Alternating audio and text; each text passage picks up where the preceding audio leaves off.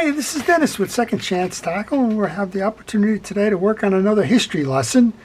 Scott out in the West Coast has found yet another relic of the past, I guess. This one, if we can read that little badge there, it's a Penn Sea Hawk by the Penn Fishing Tackle Company, patent pending, Philadelphia, Pennsylvania. That's what it's all saying in the circle here. I'm not quite sure if it's clear or not.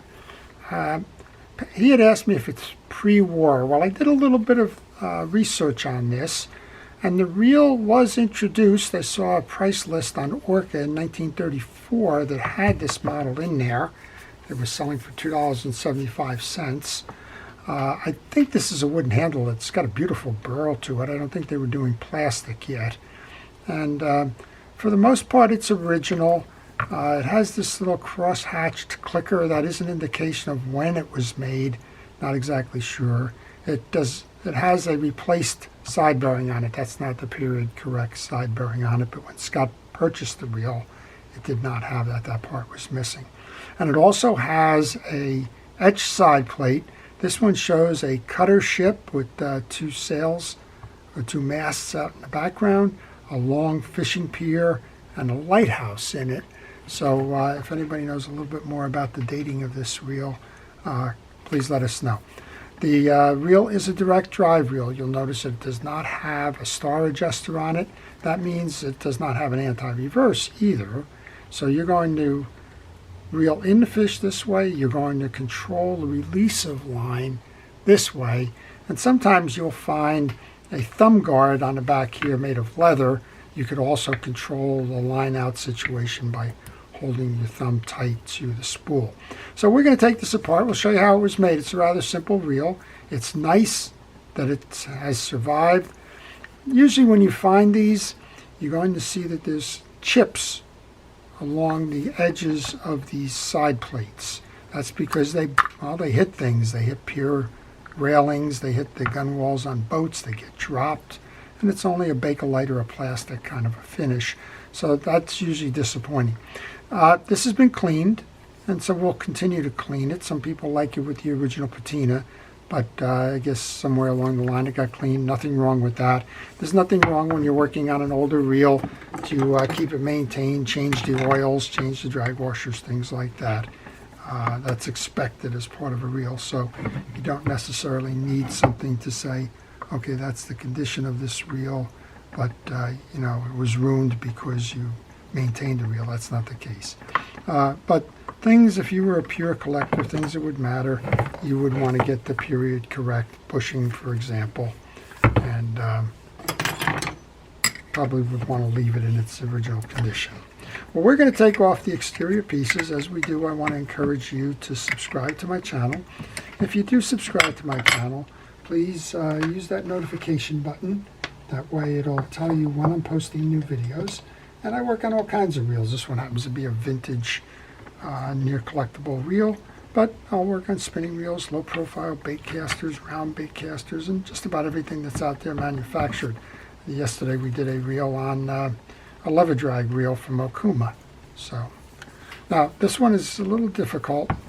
It's been pressed on there, and again, you want to just be careful. You want to rock this to get this up. You just want to take your time. Use a little common sense and patience. Don't go banging things. And you'll notice that we have a curve in this. I don't know what caused the curve, but I'm going to put it in a vise, and you can usually press it right back out, sort of reversing the force of that curve.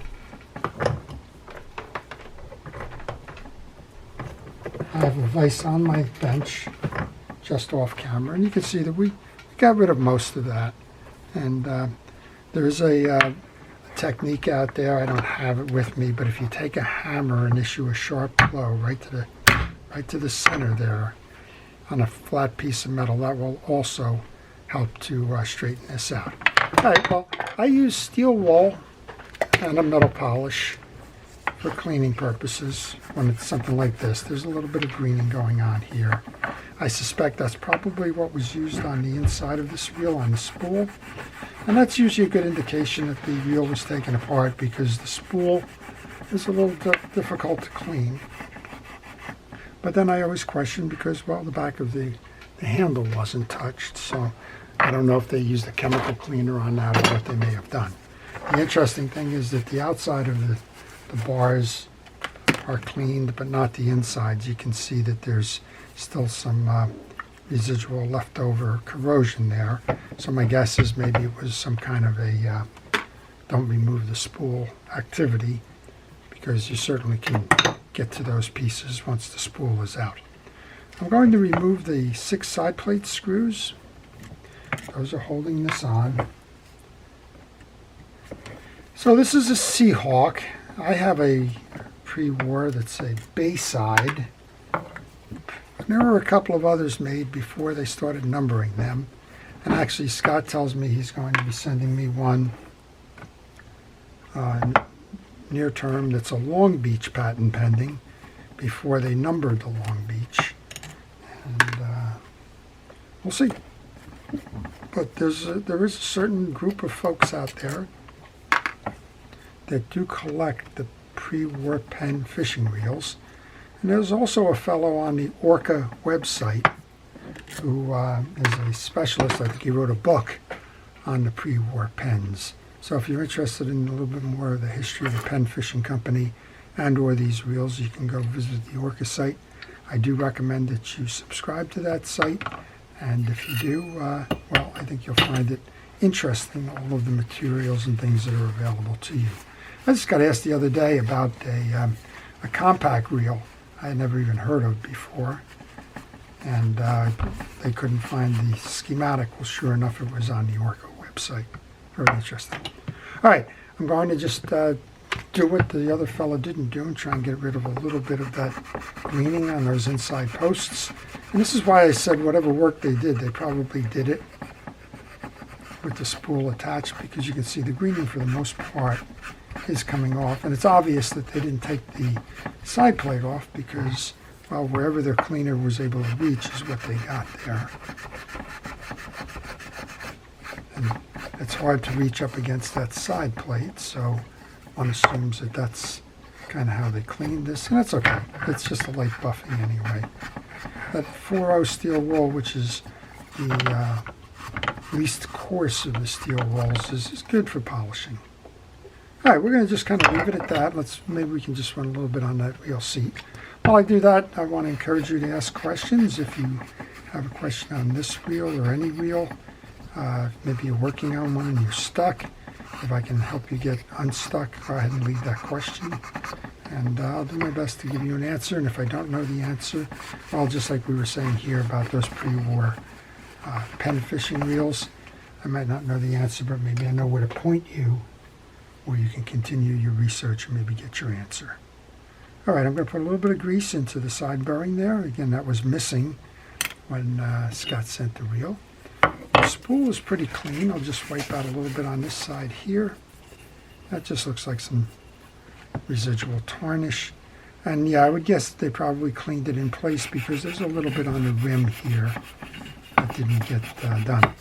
So much of the service of a reel is about cleaning, parts inspection, and relubrication, reassembly, and going fishing again. So let's just make sure that this process is complete.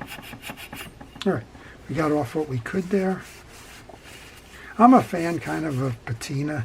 I sort of believe that the reel should tell the story and that the patina kind of lets you know a little bit about how the reel was used and so on. And sometimes it's kind of interesting. I'm getting reels now from folks they first purchased a reel when they were children, and well, it's been sitting around a long time and wasn't taken care of, and they'd like to restore them. Well, there's all kinds of history in that. This is interesting. This does not have bridge screws in the front, as you might expect from a lot of the current Penn reel lines. These have 2 screws in the back. This is where you take pictures, particularly if you haven't worked on a reel like this before. Now, I've worked on Penn reels. I can't say I worked on this one, but if you don't know how it's set up, please take the pictures. That will certainly help you. You can always tell the older reels, the materials used in them were just crazy. These, I believe, are brass reels. This is an eccentric that kind of survives to this day in terms of the Penn designs. It has an eccentric, it has a jack, a yoke, and a pinion gear. Underneath the yoke there should be 2 springs. And then this is a direct drive, so there won't be any drag washers, star adjusters, or the like in that. It's just a simple hunk of metal there, and I think there's the whole thing should come off.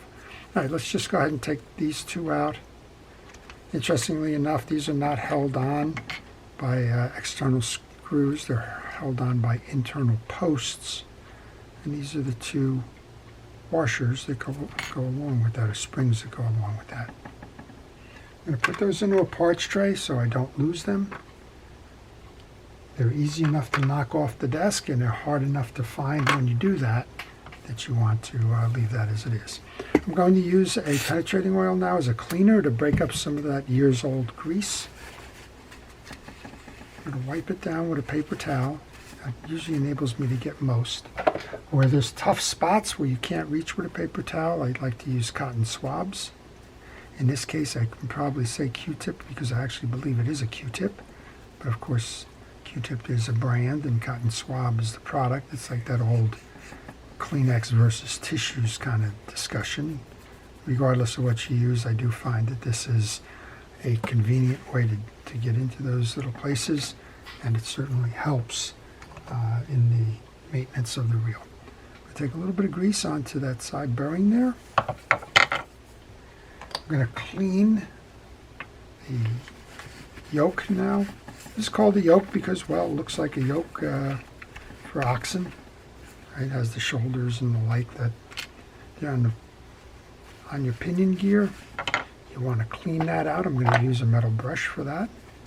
I'm going to just brush away to make sure that I clear the channels where old grease would be. And I do use the brush onto a paper towel so that it doesn't get leave chunks of grease and the like on the desk that I'm using. All right, with that done, I'm going to go ahead and put some grease onto the shoulders of the yoke on both sides. I use an artist's brush to spread the grease. I use Penn Precision Reel Grease, not because this is a Penn reel, but because, well, quite honestly, it comes in 1 pound containers. I don't have a real preference for grease other than you use fishing reel grease. Let's wipe that brush down. We have our 2 springs. Put those on the posts now. Get those out of the parts tray into the post. Now, if you're working on a later edition of this reel, they're going to have side plate screws coming in from the other side. You're going to have to hold those in place as you do that. The jack is clean. You can put, if you like, you put a little grease onto that eccentric. You don't need a lot. You can also put a drop of oil where that spring comes in so that it works into the cavity where this is going to trip. Go ahead and install that. And this has got a hook that's going to go over the stud on the eccentric, and it's got a slot where the stud from the case is going to hold it in place. Well, as you can tell, it's a fairly easy reel to work on. I'm thinking this should come off. Yeah, there you go. Just a little bit of dried grease there. So we're just going to use that steel wool we used before to clean off that shaft. Make sure that your plate is nice and clean. And then if you like, you can put a squirt, hold your finger under the hole, put a squirt of that penetrating oil inside, and then go back to that ever-present cotton swab and just kind of run it inside and out to do the cleaning there. All right, that's done. A little bit of grease there onto the shaft. Inspect the teeth on your main gear. These are really clean. Do the same thing you did with your pinion gear. Just come on in and brush out the dried grease that may be lodged in the teeth. Inspect those teeth, make sure they're not chipped or damaged. When I did the initial run testing this reel, the only thing I noticed was it was a little bit slow, and I think we're seeing why it's a little bit slow. There's not any grease that was in there, it's kind of gone. So we'll just put a little bit more grease on. But overall, this is a beautiful interior of the reel. It's a nice exterior of the reel. You can tell it was used in salt water because of the greening, but besides that, the reel is in very good condition for, well, a 1930s something reel. I don't know when the last date of manufacture of the Sea Hawk was, so I can't say for certain what the actual date of this one range is. I just know that they were certainly there pre-war. And that's kind of what Scott was asking me, is this a pre-war reel? All right, we've got it all greased up. We can just simply slide that in. And then we want to align the two holes that are going to hold those screws so that we can go ahead and put those in. These are just plain old flat-bladed tie-down screws. And these have a nice threaded insert that was built into the case. I guess today you would just see a rough thread screw, machine screw, go into a plastic case, and they would consider that holding. And you see that on some pretty expensive reels too. They don't use this type of manufacture anymore, that's for sure. All right, quick little turn. It might be hard to grab that. Make sure that your in and out works on your yoke, which it does. It's time to put it back together again then. So we're just going to grab the side plate. I find when you grab the side plate, if you pull the pinion gear in, it's much easier to install. You're not fighting the tension it would be on that pinion gear on the outbound side. There's a few screws here. There's the 6 that we took out initially. Then we got to put the handle on and the handle screw. And that's about it. And we'll give it a test. And we'll send it back to Scott for, I hope that Scott uses this. I mean, it could be a shelf sitter. Again, collectible wise, you want to find the period correct side plate bearing. But other than that, there's no reason why you couldn't proudly display this and say, look at this reel, it's, well, 90 years old or so. There's shorter screws that go in the reel seat. That's what I was just looking for there. So we'll go ahead and put those in. And then looking at my parts tray, I got 2 more crossbar screws to put in, so we'll go ahead and do that. So I would encourage you to try and find local flea markets, garage sales, pawn shops, all kinds of things for project reels if you're into the art of fishing reel repair. There's a couple of places online that have cropped up, like Facebook Marketplace and that, which also are good examples of the places to find reels. I'm just giving it a test now. We know that it's going to be turning the main gear all the time, so just wanted to check that one out. Then we can put the handle back on. Then we can put the handle screw back on. And it is a screw, even though you use a nut wrench to take it off. Interesting, from a Penn design perspective, the wrench that handles the screws for the modern reels, well, the pattern hasn't changed since the 1930s. Credit to somebody with thinking that you don't need 14 different wrenches to service the reels. All right, one more screw. We'll do the test. Oops. That was an oops. We dropped that. Fortunately, we didn't drop it far. You have to align that scallop in the handle screw to the screw hole so that you can clear and get this one in so that it keeps that handle screw from rotating out.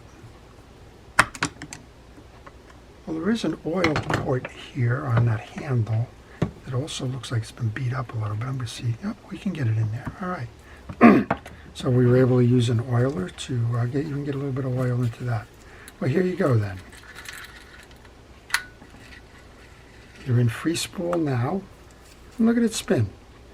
85 years later, this thing's doing a very, very nice job of, or 90 years, right? It's almost 2023, and I think it appeared in 1933 or 34. And it's spin. Beautiful. And then if you pull back, you've got the drive.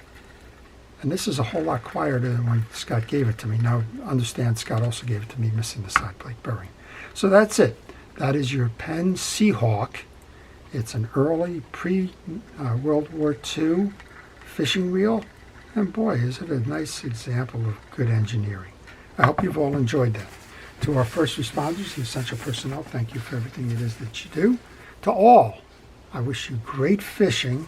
Have a wonderful day. Stay safe, and please stay watching. This is Dennis with Second Chance Tackle.